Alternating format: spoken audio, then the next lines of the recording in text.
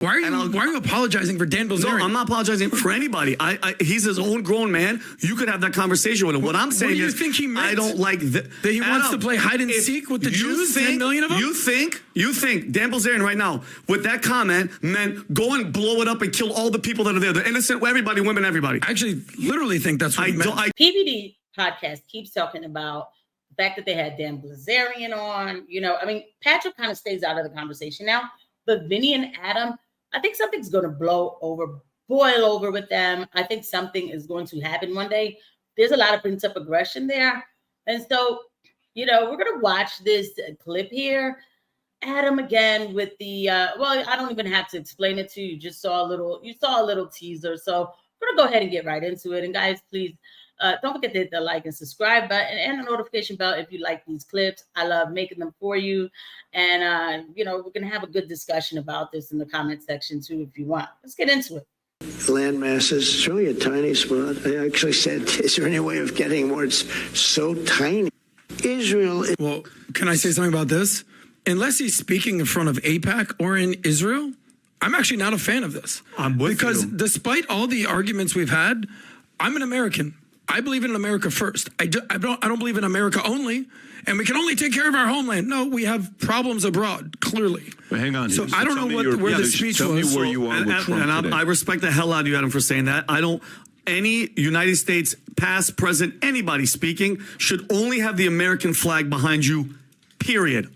America first. Okay, a lot of people use the term America first, and it's really starting to, kind of get on my nerves a little bit because they just say it, but they don't know what comes with those words. A lot of people say, oh, I'm America first. America's the greatest. It's the best. We do everything right.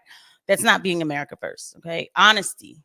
And actually putting your country before you is being America first. And when I say that, the lies that come out of Adam, it's outlandish, but so it's okay, right? I know you want to be, but there's a sacrifice that comes with that you're not ready to make. But anyway, our church has an Israeli flag in the front. The other day I'm like, wait, what about the Palestinian? Like, there's Palestinian good people. Yeah, Hamas is doing what they're doing, but what about Palestine? Anyway, when I see something like this, I almost feel, I'm not a fan, I'm going to be honest with you, I almost feel, Pat, like 2020, what happened? He got cheated.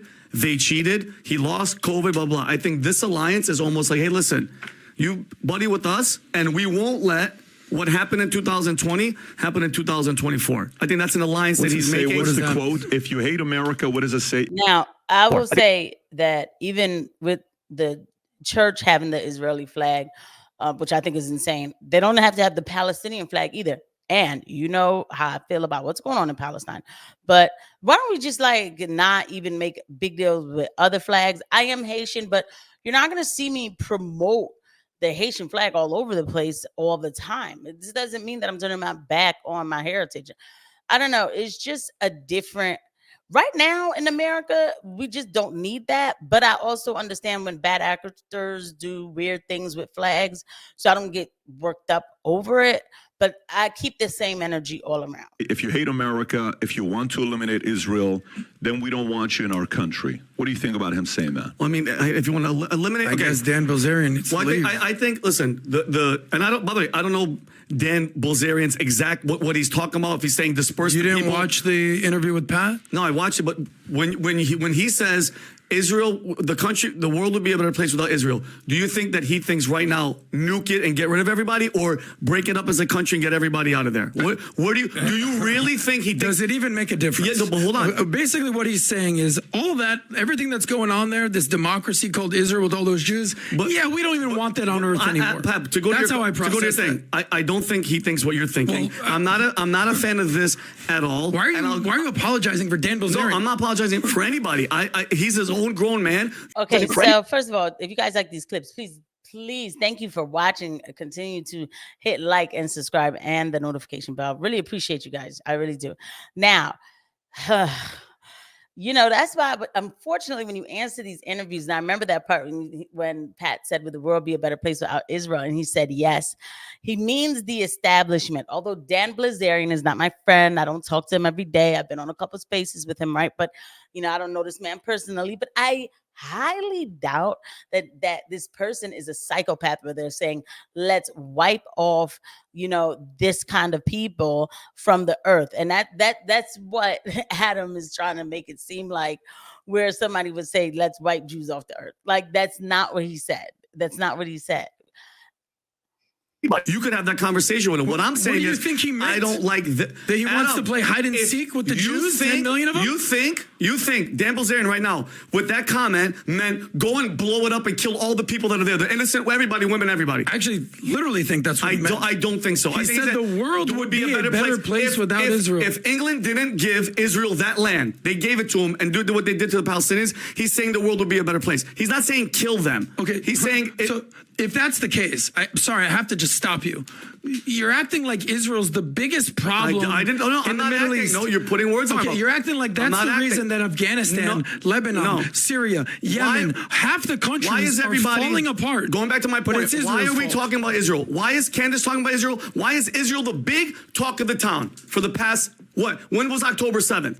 Since October 7th, that's all people, but that's the main event is that. And why, Adam? And we've asked this. Because I've asked anti-Semitic people like them keep talking about Israel. No, ready for this? No, because I can't take these people serious. Like, this is why I can't deal with it.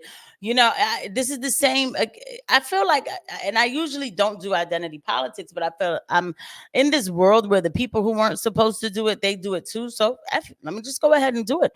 I keep the same values, the same principles for everybody, the same energy for everybody. As a Black woman, I had to realize that not everything was racist and not everything is anti-S. I don't want to keep saying it, right? Like, so you have Adam saying the only reason, never mind the fact that the people who he's talking about are online on every social media spot you can think of, like Instagram, TikTok, everything, Twitter. Okay, never mind the fact that they are seeing in real time what's happening in Palestine. Never mind the fact that an Israel lobby does exist in our country and basically has a lot of, I don't want to use that word for the video, but the sway is there, right? Never mind all of this. Never mind it all. The only reason why people are talking about this now is because they just hate a group of people. You gotta know that is hysterical. Like it's borderline personality disorder at this point. What kind of paranoia am I living next to? Like, do people really feel like this all the time? How does this sound? This is not appropriate. What? And because remember, 9/11 happened how long ago? Rob? 23 years. 23 years ago. To this day, real people that are awake know what happened on 9/11, who was really in charge, and what happened, and how they set it up. And you're the real people? Yeah, Adam. Because you know what happened on 9/11, but not our actual CIA, FBI. Oh yeah, Adam. You trust the government. You go ahead and do that. No, I'm going to trust Vinny.com. Yeah, no, Adam. Vinny, then how did Vinny know shit that you didn't know? Because I was in during 9/11, and I knew. Do you remember when Candace Owens hitched her entire career to the fact that Emmanuel Macron's wife was a man? Guess what? I still believe that. You still believe I believe it. Okay. Yeah, because they haven't proved me wrong. Number two, so that 9/11 happened, and we still don't have the answers, okay? October 7th happened. The biggest failure of the biggest security freaking guarded spot. You've been to Israel. For 6 hours, they did what they went. Where's the accountability of, when are we going to find out what happened, Adam?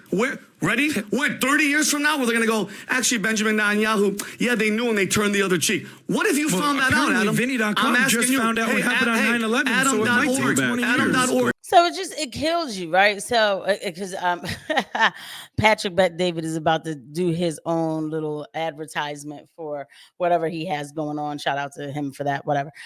So you see what Vinny just did, though, right? So he's like, trust the government. Where have I heard that before, right? Where do you hear this type of rhetoric? Ben Shapiro says the same thing. Andrew Klavan says the same thing. If you question 9/11, then something's wrong with you.